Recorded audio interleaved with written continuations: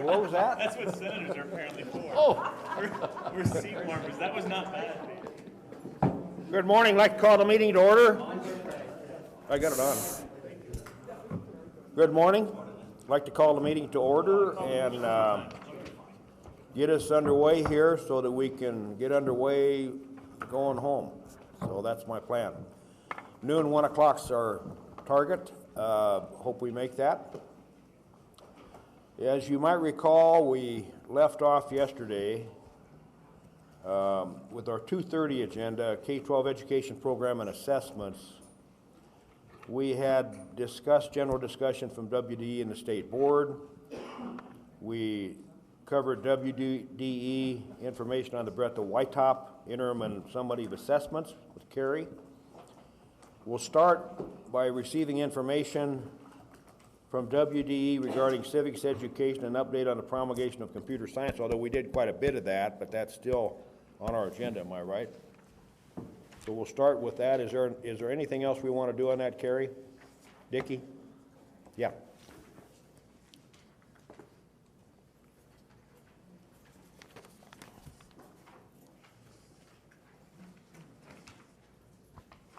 Good morning, Mr. Chair, members of the committee. Can't think of a better way to start off the 75th anniversary of D-Day than a presentation with our overview of our social studies standards. So I welcome the opportunity. I will just go ahead and include it in the standards memo that was presented to you in part yesterday. We do have an overview of our social studies standards and a computer science standards update, and then I know the Professional Teaching Standards Board will have more information to share on computer science as well. But just a quick overview, there has been a lot of action in our social studies standards in the last 5 years. The bulk of the standards were updated in 2014 or approved in 2014, and that review did include adding a new standard, and then in Standard 1, which is focused on citizenship, government, and democracy, benchmarks were added and some benchmarks were moved up to earlier grades in regards to civics education. Because that standards approval happened in 2014, school districts had to have those changes fully implemented into their district assessment system in 2017-18. Which was just a couple of years ago. And then, as many of you know, we also went in and did a limited review of our social studies standards in regard to a bill that was passed in 2017. And so we did convene a smaller review committee of about 20 members. You'll remember from my presentation yesterday that most standards review committees contain 40 members. We convened 20 committee members, over half of which were tribal members, to go through and review the social studies standards to include Native American history, culture, and contemporary contributions. And those changes were approved in 2018, and school districts are in the process of incorporating those additions into their curriculum right now. And so, as the State Board mentioned yesterday, they have requested that we bring forward options to them to potentially review the standards again. And we will bring forward some options to the State Board later this month in regards to potential changes for adjusting the standards review timeline. However, as you also may remember from yesterday, we are currently in phase 1 for 4 content areas of doing that standards review. So our capacity to do a full social studies review is somewhat limited at this time, but we will present some options to the State Board in regards to that. I also want to express the superintendent's apologies for not being here today. She has SLIB commitments today, but I'm sure many of you know that this is a very high priority for the superintendent, making sure that we have opportunities for every student in the state to make sure that they receive a good civics education. So much so that she was able to work with a national organization to take a team to St. Louis at the end of last month that included herself, a member of this committee, an LSO staff, a state board member, and a social studies educator to attend a conference on civics education and visit with other states about what they are doing in regards to civics, as well as national experts. And really the state superintendent is trying to focus on ways that kind of everybody involved in that has this as a high priority can come together and really elevate civics and its importance within our school districts. And so they're really exploring ways to do that that would hopefully not cost any money and not take up too much time. And so I know that she was very encouraged by some of the options that were brought forward to them during that conference, and that I believe that that group is working on some options to bring forward to this committee at some time as well. So with that, I can answer any questions you may have in regards to social studies. Like I said, there's been a lot of action in our social studies standards in the last 5 years.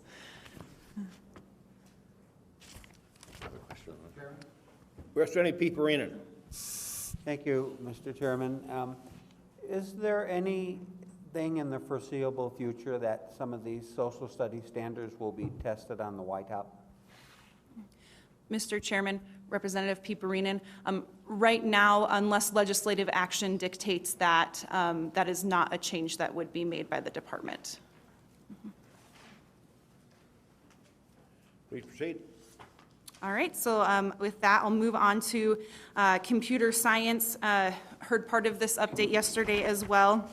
So just wanted to give you a quick snapshot of what that review process has looked like to this point. As I mentioned before, this was more of a traditional review of standards, or in this case, development of standards. So we put together a 40-member review committee, and using the process that I described yesterday, they really took what was the Computer Science Teachers Association and Oklahoma Computer Science standards and combined those, and then worked through each standard and benchmark and made adjustments to make a unique set of standards for Wyoming in computer science. And that was what is currently proposed and in the public comment phase of promulgation.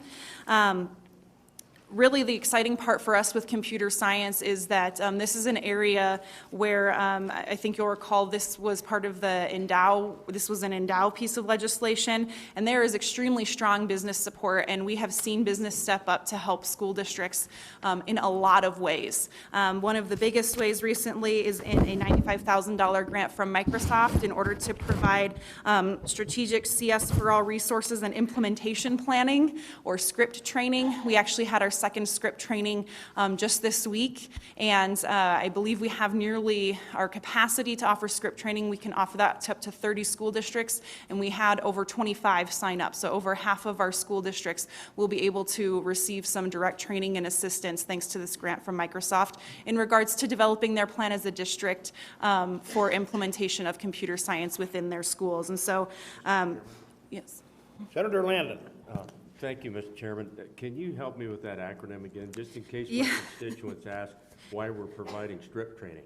Yes, it's strategic, CS for all, resource, and implementation planning. All right, thank you very much. That'll help, Mr. Chairman. Yes. And Mr. Chairman, Senator Landon, I can send you some more information if you'd like following the meeting. Okay.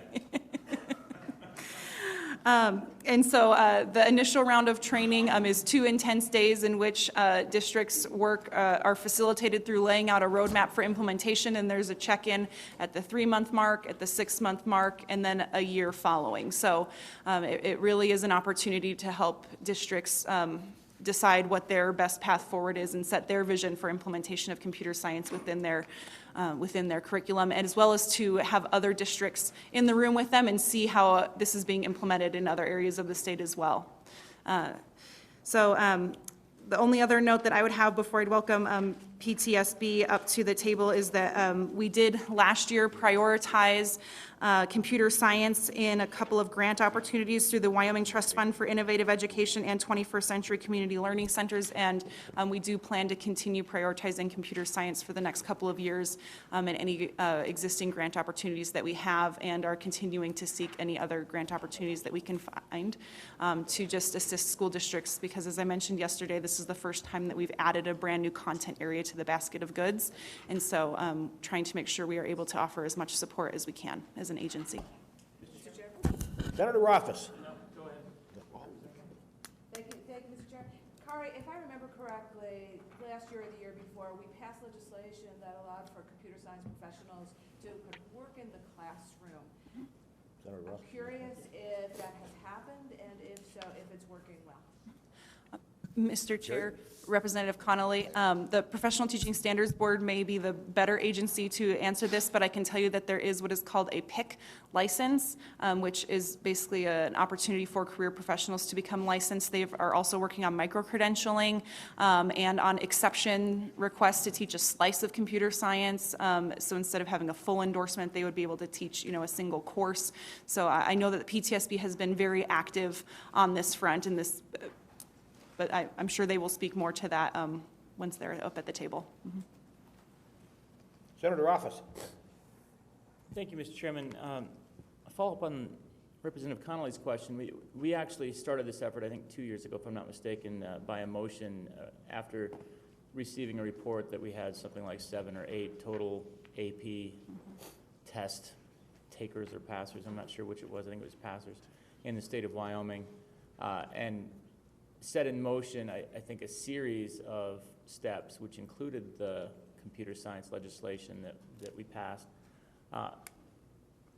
Can we get a report or an update, perhaps, on the progress on all of the other aspects of that? How many AP tests did we end up seeing this year? What's our projection and what's our expectation? And then there were some other benchmarks that we were looking at in that motion from a couple of years ago. And I think some of it is exactly what Representative Connolly was talking about, which is we were trying to make it easier to have schools engage in computer science through the standards process. So next time we talk on this topic, if we could get an update on the progress towards those benchmark objectives, that would be beneficial.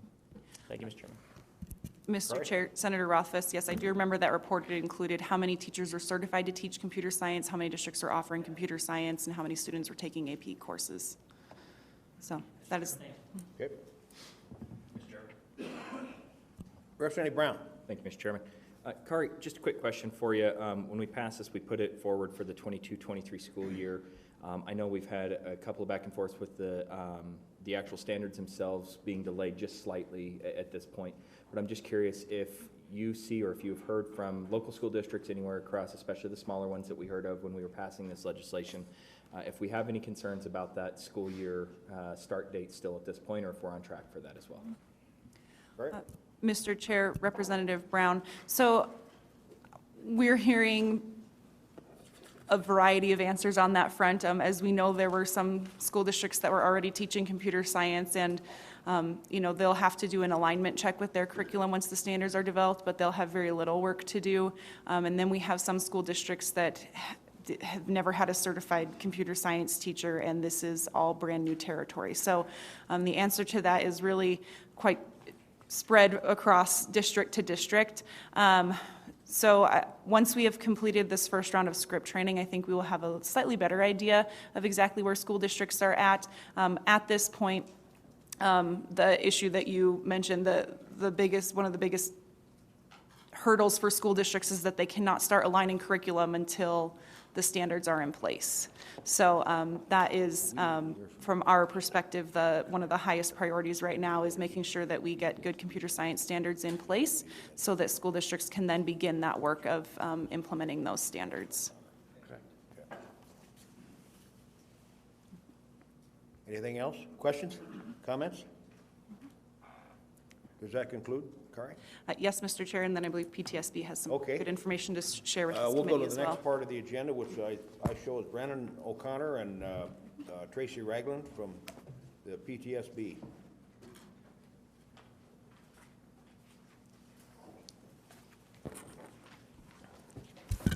Morning, Mr. Chair and members of the committee. I'm Brendan O'Connor, the Assistant Director at the Professional Teaching Standards Board, and this is our board chair, Tracy Ragland.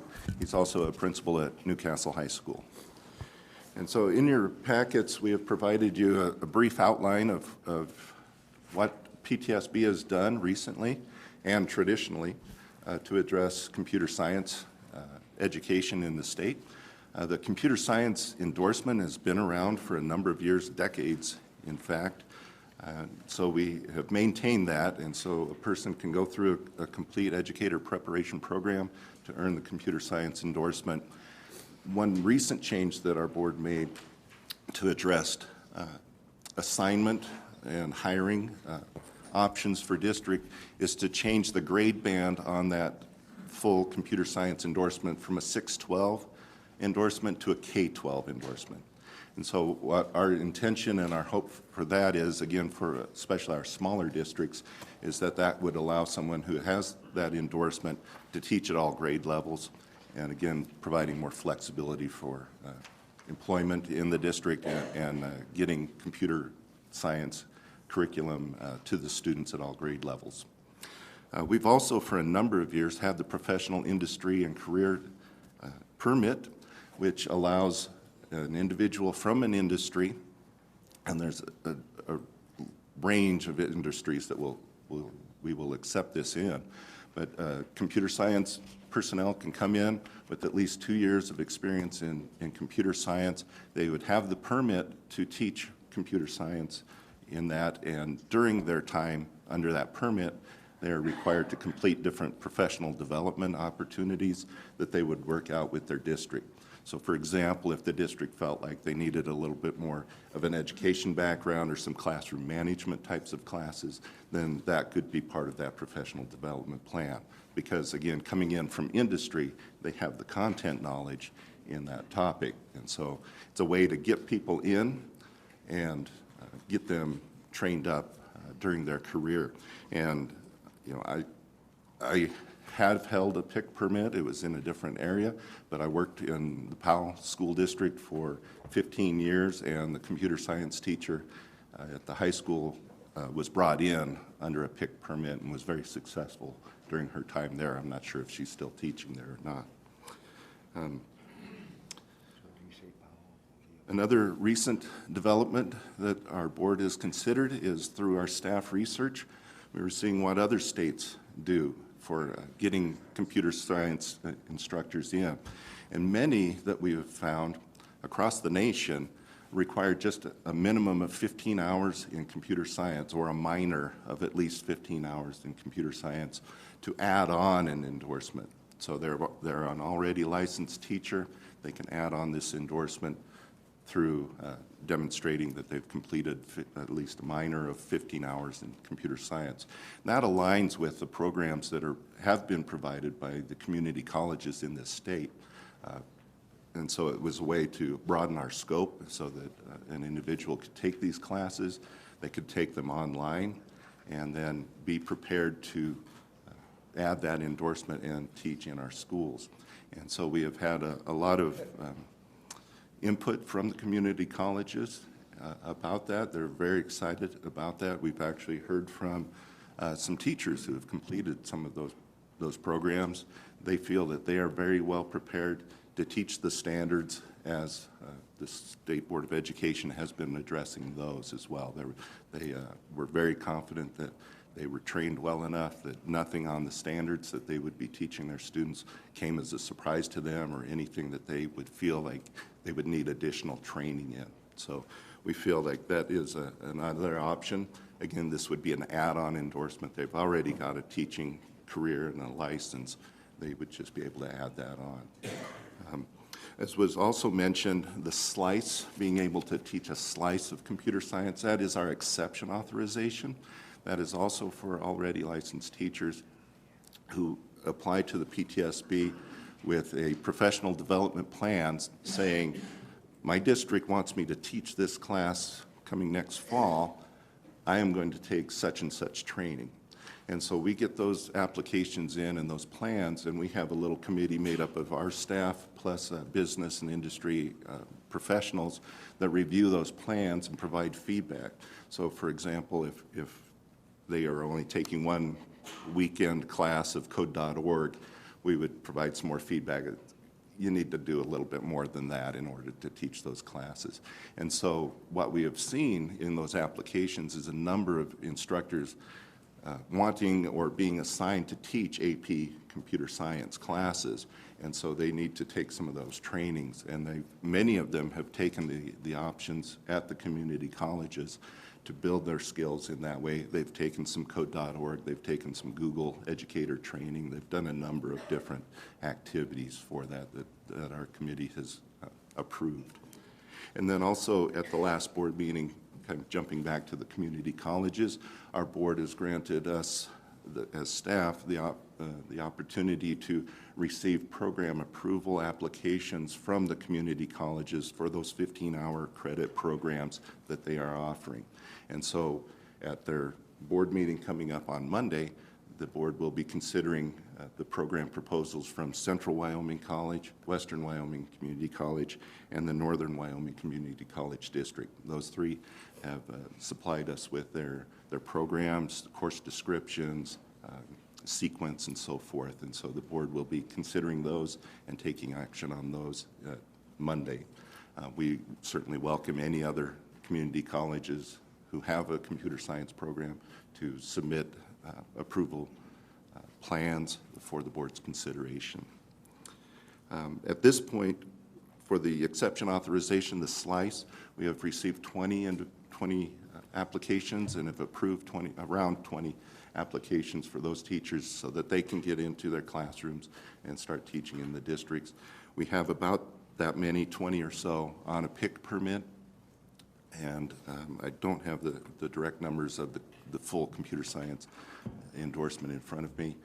That number is a little lower, but I believe with this push in computer science that number will grow. Mr. Chairman? Senator Rothfuss. Thank you.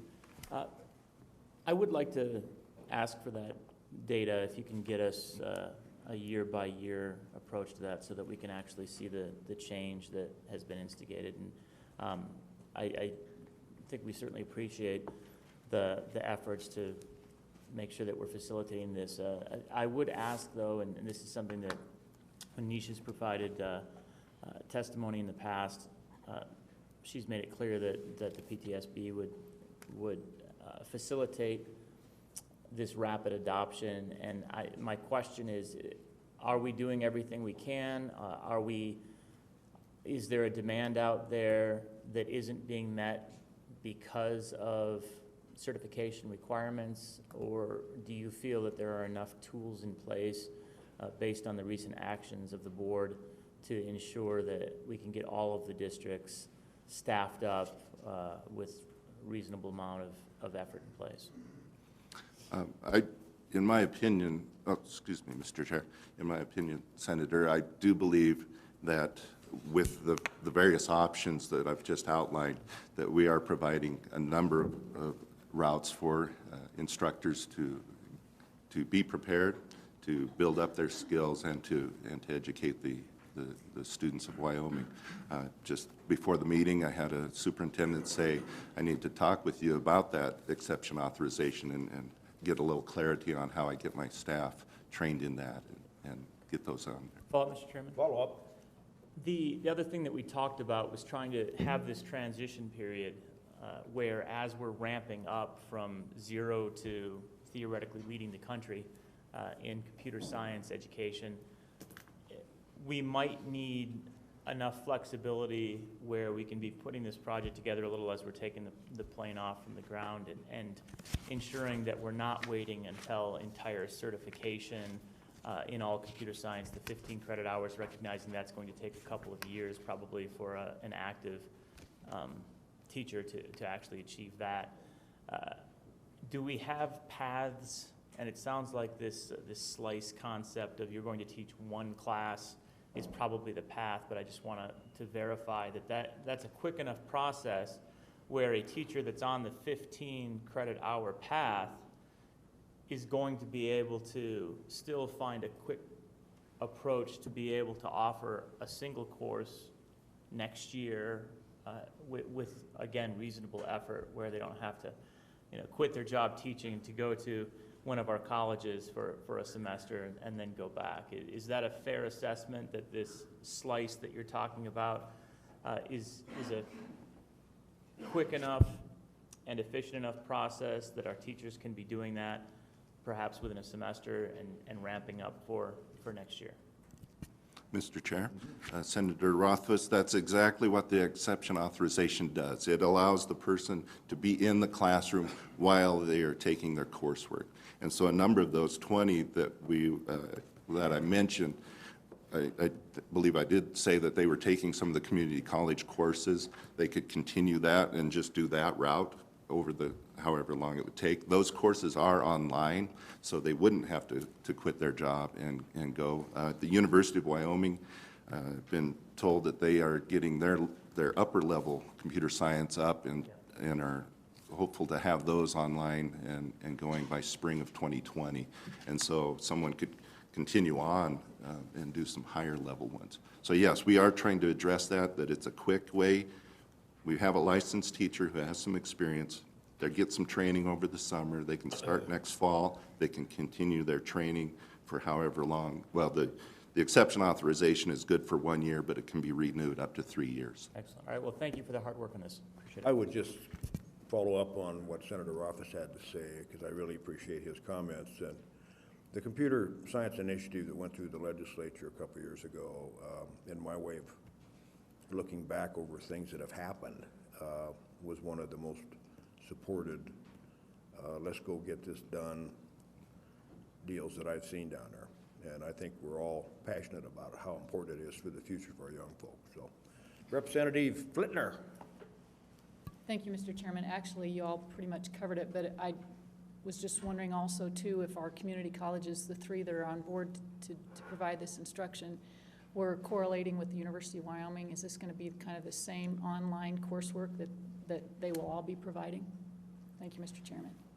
Mr. Chair, Representative Flittner, yes. The community college, with the Community College Commission and the university, have been working in a partnership so that an individual could just continue seamlessly through those programs. Any other questions or comments? Representative Freeman. Thank you, Mr. Chairman, and I'll be brief. When I came back from the legislature, when we passed the computer science thing, there was a lot of people that were very nervous in the school system. I visit 11 different school districts, and I think I was asked questions by all of them. And the purpose of me speaking up today is they were worried that there was only going to be one way to where they can get their teachers authorized to be able to teach computer science. And I applaud both community colleges, university, and professional teaching standards boards are finding many different ways to get people into the classroom, and I think that they should be applauded. Thank you, Mr. Chairman.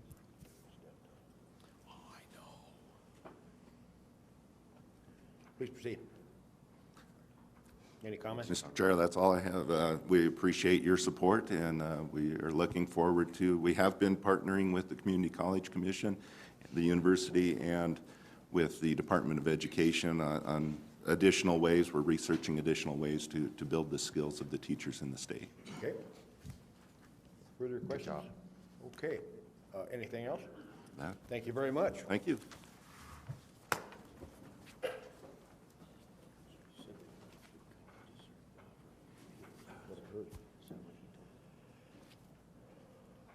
Let's see, where are we now? We're at WD, he's gonna present, WD, right here. WD, provide information related to Key 3 reading assessment. Kari Akins and, well, I don't know, I've got different people here, Dickie and. Please proceed. Good morning, Mr. Chairman, committee members, Dickie Shaner and Shelley Hamill from Department of Education to give a little update on K-3 reading. This statute, in some form, has been on the books for a while, 21-3-401, and really it has involvement in varying degrees with the department and schools on screening for reading difficulties, assessing progress on early literacy, and then working with school districts to implement reading programs to help with interventions and help improve reading at that level.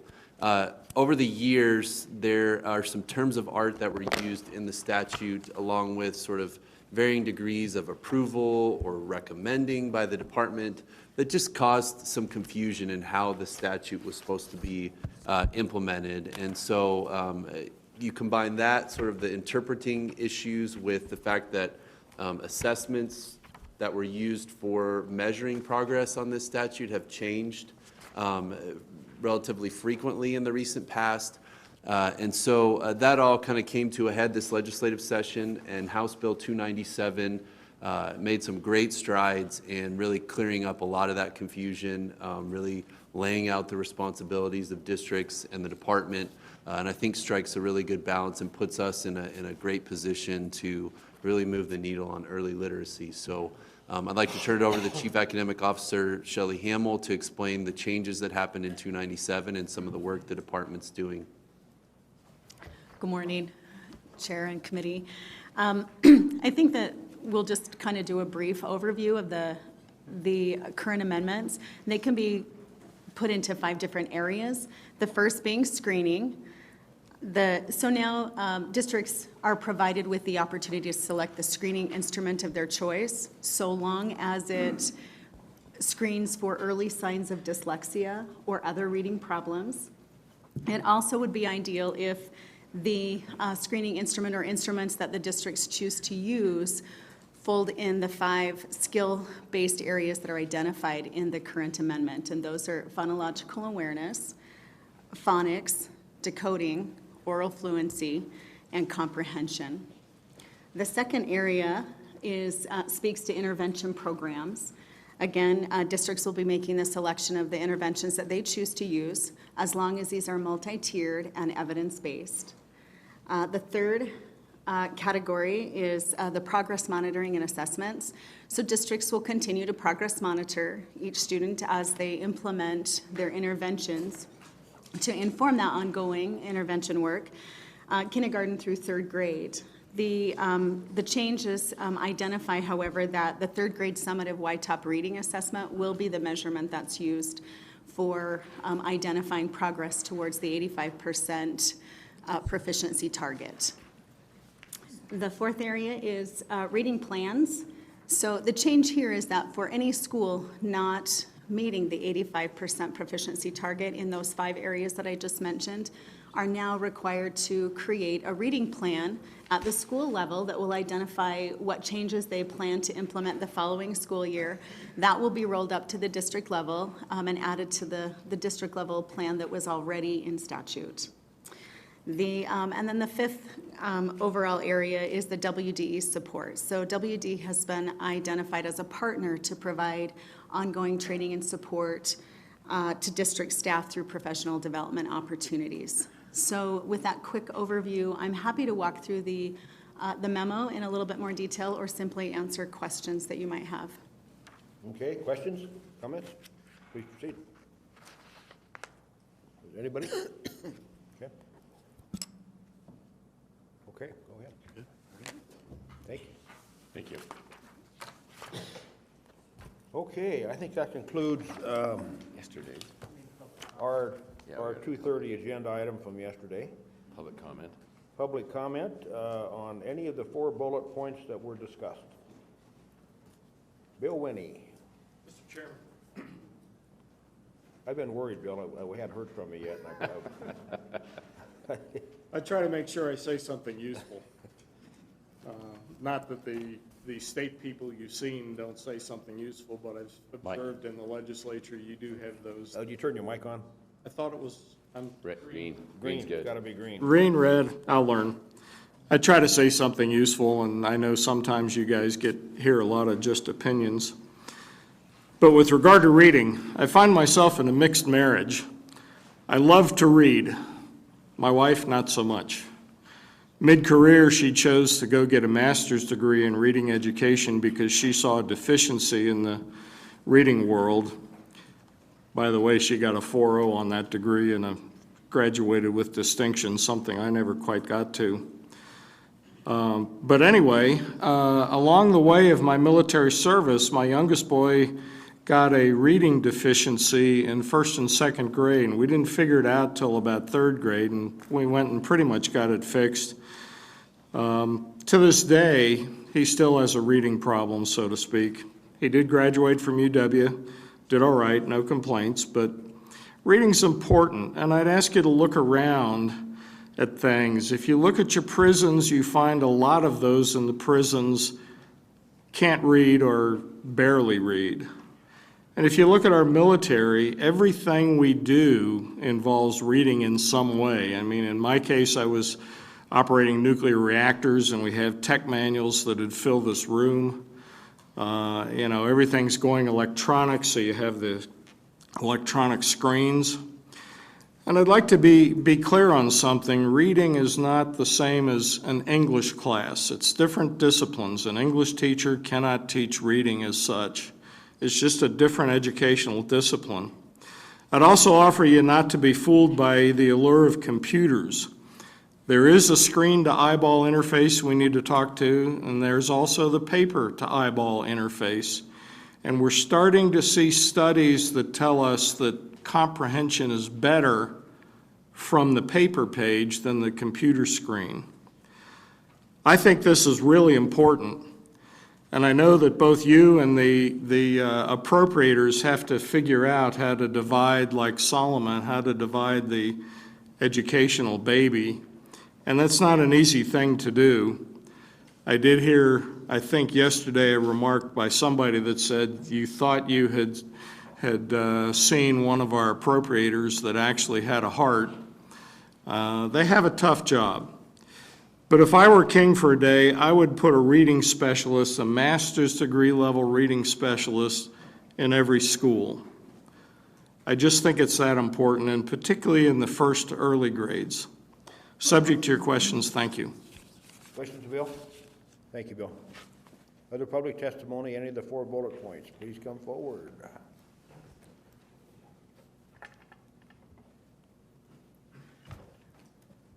Hello, Mr. Chairman, members of the committee. I will try to keep this brief. My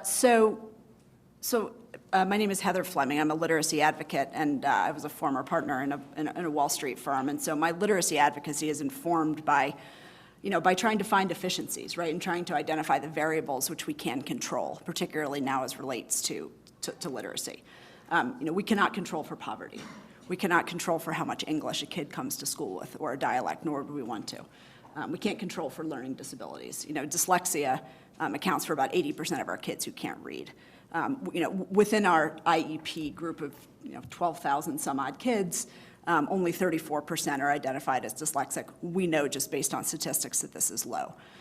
Part of this is because of the ability to choose the use of what's called a discrepancy model in identifying kids for reading intervention. So this essentially means the difference between a child's aptitude, sort of typically we use IQ tests, which are not super useful, sort of difference between aptitude and academic performance. So we use this to identify, in many cases, whether a student qualifies for an IEP.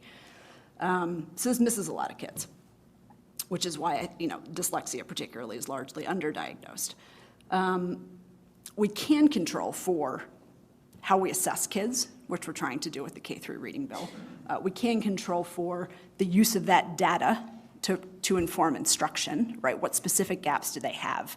And we have to use those gaps and fill them. The type of instruction we use in gen ed through special ed. We can control for that, and we can control for interventions. By way of demonstrating that we are demonstrably not impacting our children's reading skills, K-12, I want to give you some reading statistics. So when a child can't read at the below basic level, this is essentially they can't read the words on the page. They cannot decode. When they read at a basic level, it means generally speaking, they can read the words on the page, but they can't do it efficiently or accurately enough to really use that information. So they may read, they may not have the vocabulary to understand what they're reading.